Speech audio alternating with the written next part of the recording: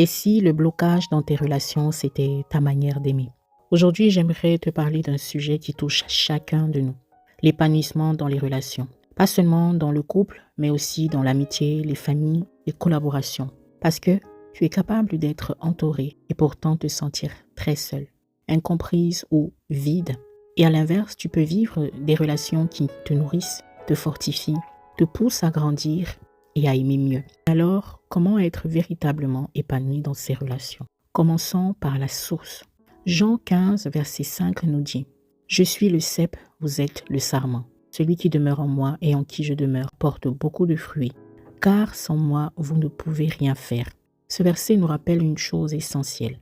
Avant d'essayer de bâtir une belle relation avec l'autre, commence par demeurer connecté à la source de l'amour. C'est en Dieu que tu puises la paix intérieure, l'assurance, la sagesse et la capacité d'aimer au-delà de tes blessures. Sans cette racine, tu risques de t'épuiser, à donner ce que tu n'as pas reçu, à attendre de l'autre ce que Dieu seul peut t'offrir. Tu l'as bien compris, l'épanouissement commence en soi. Tu ne peux pas être épanoui dans une relation si tu es constamment en attente que l'autre vienne te compléter, te rassurer ou même te valider. Proverbe 4, verset 23 nous dit « Garde ton cœur plus que toute autre chose, car de lui viennent les sources de la vie. » Prendre soin de ton cœur, c'est cultiver ton identité, c'est guérir tes blessures, développer une relation saine avec toi-même. Pose-toi cette question.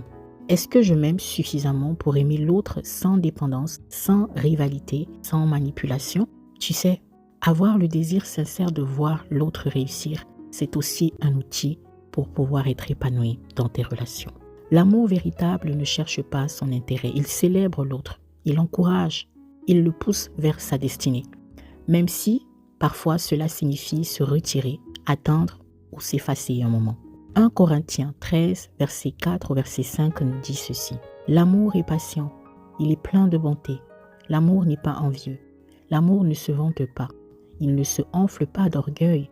Il ne fait rien de malhonnête. Il ne cherche pas son intérêt. » Quand tu es dans une relation et que tu es constamment en compétition ou que tu te sens menacé par la réussite de l'autre, cela te relève une chose, ton épanouissement dépend encore trop de la rivalité extérieure.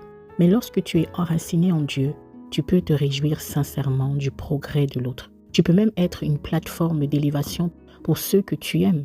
Je t'invite vraiment à cultiver la transparence, l'humilité et la vérité. Cela va beaucoup t'aider. Éphésiens 4, verset 15 nous dit ceci. « Mais que, professant la vérité dans la charité, nous croissions à tout égard en celui qui est le chef, Christ. » Les relations